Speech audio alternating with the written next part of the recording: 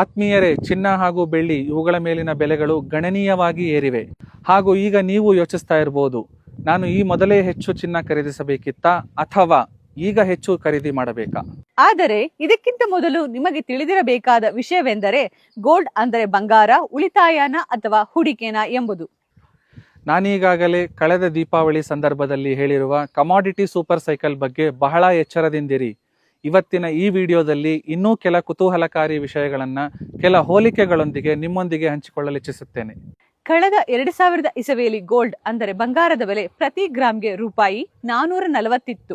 ಆಗ ಒಂದು ವೇಳೆ 10 ಲಕ್ಷ ರೂಪಾಯಿಯನ್ನು ಗೋಲ್ಡ್ ಮೇಲೆ ಇನ್ವೆಸ್ಟ್ ಮಾಡಿದ್ದರೆ ಇವತ್ತು ಅದರ ಬೆಲೆ ಸರಿಸುಮಾರು 2,85 ಲಕ್ಷಗಳಿರುತ್ತಿತ್ತು.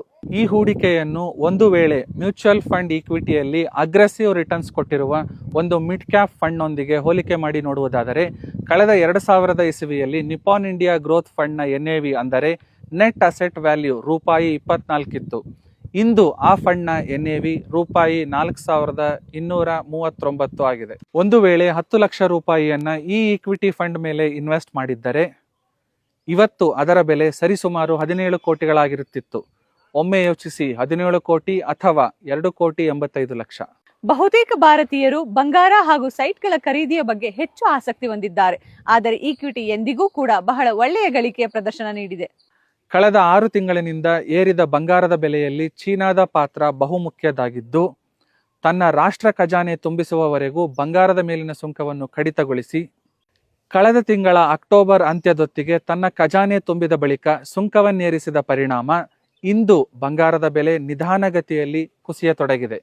ಹಬ್ಬ ಹಾಗೂ ಶುಭ ಸಂದರ್ಭಗಳಿಗೆ ಬಂಗಾರ ಖರೀದಿ ಸೂಕ್ತ, ಹೂಡಿಕೆಯಾಗಿ ಎಂದಿಗೂ ಅಲ್ಲ. ಹೂಡಿಕೆಯ ವಿಷಯದಲ್ಲಿ ಜಾಣರಾಗಿ, ಜಾಗರೂಕರಾಗಿ ಹಾಗೂ ತಡ ಮಾಡದೆ ಇಂದೇ ನಿಮ್ಮ ವಿಕೇರ್ ಇನ್ವೆಸ್ಟ್ಮೆಂಟ್ ಅಡ್ವೈಸರಿ ಮೂಲಕ ನಿಮ್ಮ ಕುಟುಂಬದ ಮುಂದಿನ ಸುಖಕರ ಭವಿಷ್ಯಕ್ಕಾಗಿ ಒಂದು ದೊಡ್ಡ ಮೊತ್ತದ ಆಸ್ತಿಯನ್ನು ರೂಪಿಸಲು ಮ್ಯೂಚುವಲ್ ಫಂಡ್ಸ್ ನಲ್ಲಿ ಹೂಡಿಕೆ ಪ್ರಾರಂಭಿಸಿ.